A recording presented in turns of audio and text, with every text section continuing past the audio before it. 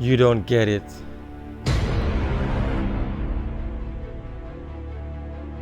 Really, you don't understand.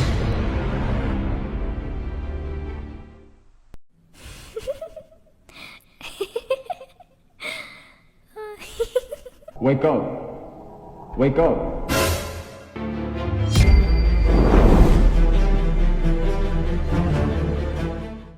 Now, what I'm about to talk to you about is very, very important, so I want you to pay close attention.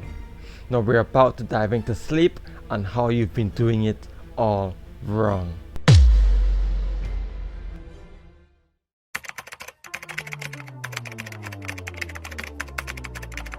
When we talk about sleep, it's very important to understand why sleep is so important. Now you see, when we sleep, our brain has a specific mechanism by the lymphatic system that uses cerebral spinal fluid to clear out all the metabolic and toxic waste that it builds up during our time. So if we don't get proper sleep, that whole entire cleaning process is disrupted, and that leads to a lot of problems. And because of this cleaning process being disrupted when we don't get proper sleep, our memory is affected. Because you see, we use the hippocampus, a part in our brain which focuses on processing and storing memory. It helps us to convert short-term memory into long-term memory. And also, if we don't get enough sleep, it can lead to a bunch of serious medical conditions like heart attack, stroke, depression, high blood pressure, weight gain, and many, many more.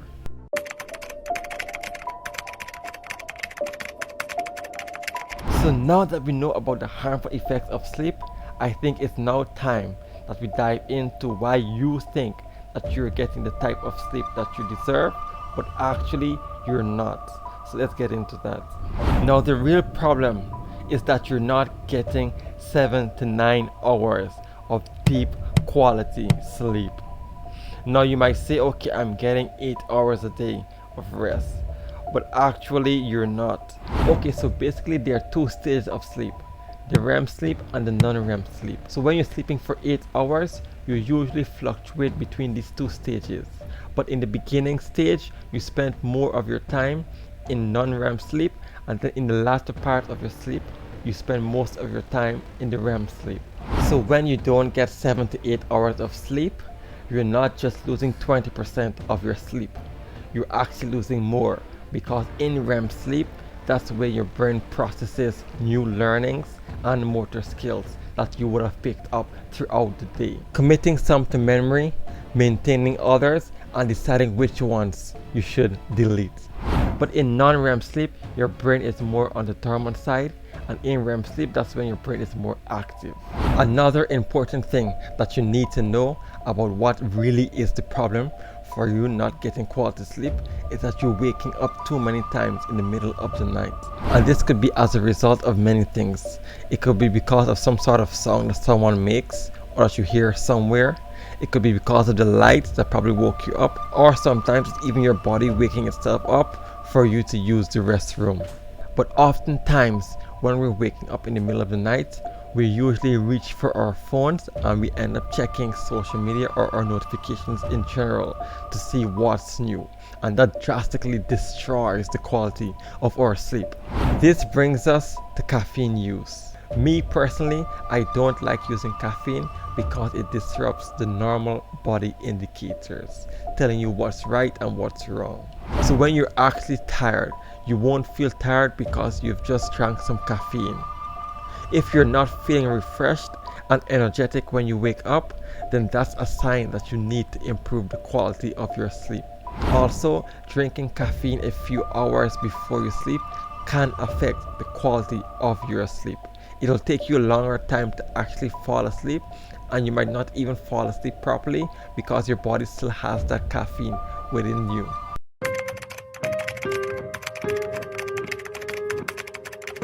So in order to get quality sleep, the first thing that you need to do is to treat your bed as a sanctuary.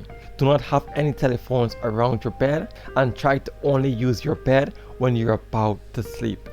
This not only programs your mind to know that when you go to your bed, it's automatically in the sleep mode, but it also helps you whenever you wake up in the middle of the night to fall back to sleep quicker.